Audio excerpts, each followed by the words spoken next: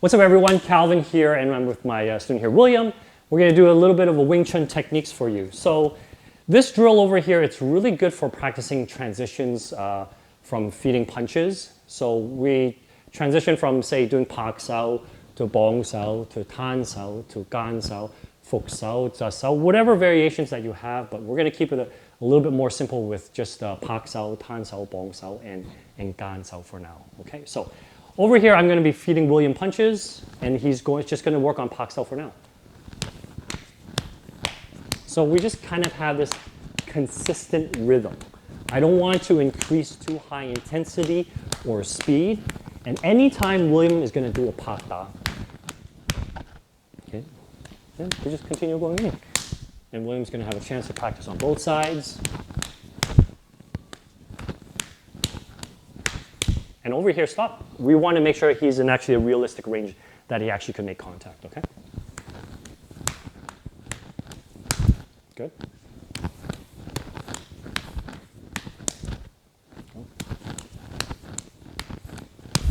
Good.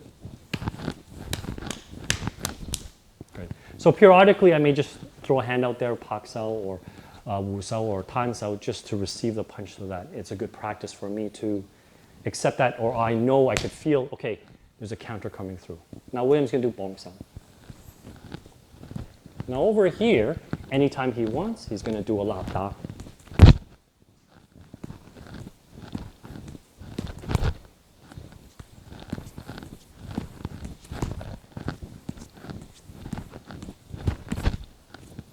And once again, keep going.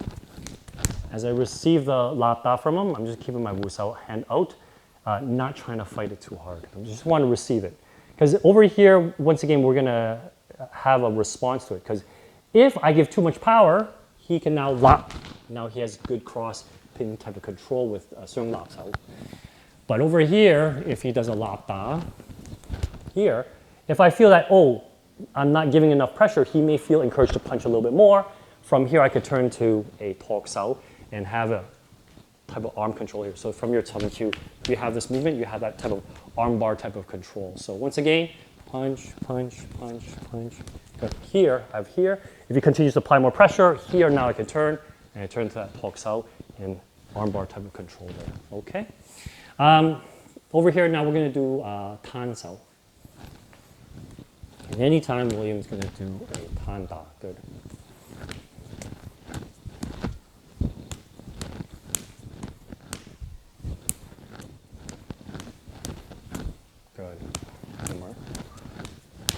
Okay, excellent. So over here, anytime Tan, he's going to turn to a Tan Da, just throw that punch out there, whatever he feels comfortable with. Now we're going to do Gan.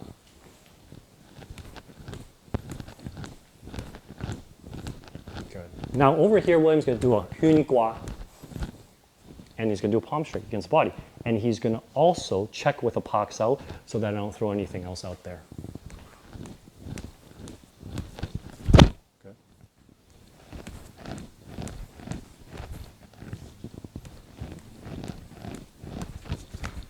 One more set on each side.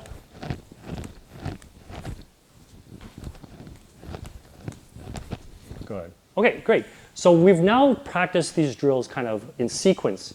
So now William's going to go in his variations where he does Pak Sao, Bong Sao, Tan Sao, Gan Sao, and he's not thinking about countering at this point. He's just purely transitioning from technique to technique because his start point becomes his end point, and now his end point has become his start point. So you have a practice of not always starting from here or starting from here from your hand techniques when you go into a little bit more sparring, Chi Sao or Mai San Zhong and all those movements. Okay, so I once again feed the punches. William over here transitions to whatever he likes.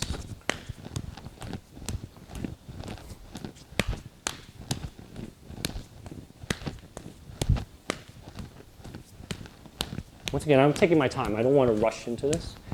If we lose a little bit of the consistency of that flow, slow it down, reset again.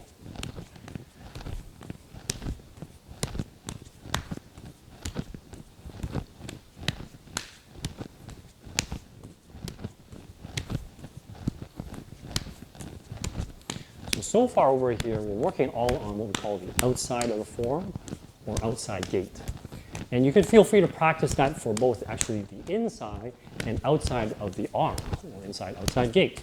Good. Okay, so say William's now going to throw the punches, feet towards me, I do Pak Sao. So see this? I go outside, inside, outside, inside, outside, inside. And if you want Zap Sao afterwards, so he throws punch, I can now jam it up with, like, say, a line Sao type of idea. So you have this over here in your Chum-Kyu movement.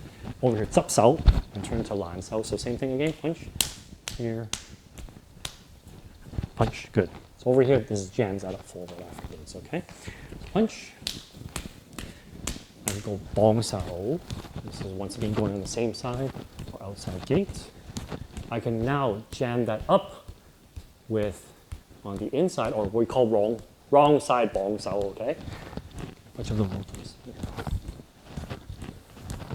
So over here, I'm kind of just going to take it slow. I'm almost receiving like a tan and rolling into a bong.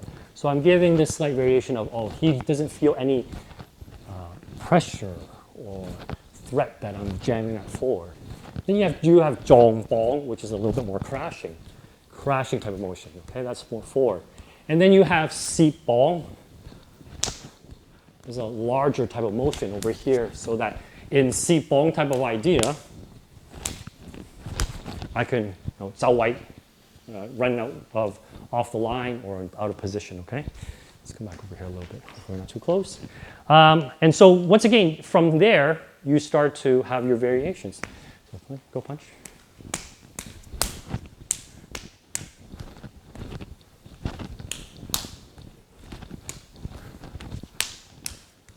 Tan on the inside as well. Tan outside, tan inside. So once again, if you tan from the outside gate, you're going to line up with the center. But if you go tan from inside gate, I have to take this hand and actually align with the shoulder. So I can't keep this here anymore because it doesn't make sense, because the angle of his punch, it's going to beat mine. So I have to really extend that. So your tan cell has a variation here to here or to whatever version there is. So when you look at your forms like Silin Tao and you do, all these type of movements here, you repeat it a few times. That really suggests that now we're just practicing the same move over and over, but there's actually variations to the same technique. So Tan Sao's got a few different techniques, Fok Sao has a few different techniques, Zai Sao has a few different techniques. And once again, these can be always expressed in terms of these feeding drills. Okay, so once again, punch, I can do Tan Sao outside gate, punch, Tan Sao inside gate, Tan, I can go from this side. Okay, so once again, it's still the Tan hand formation. It's just how I've received it, whether it's on the crossing or inside gate on the crossing. Okay, so understand that when you're studying your Wing Chun in your forms, right? Don't just be static and just do the same move over and over. Try to study what's happening here. Same thing, go. Here, Zha Sao, Zha Sao, Zha Sao, Zha Sao, Zha Sao. So same thing, this is still Zha Sao motion, it's still going forward. It's still going forward, forward and down, forward and down, forward and down, right? Maybe not so forward and down, maybe it's just going forward. So you have all these type of movements here in terms of your, see that? A very extended Zha Sao, and here over here, a very short Zha Sao as well.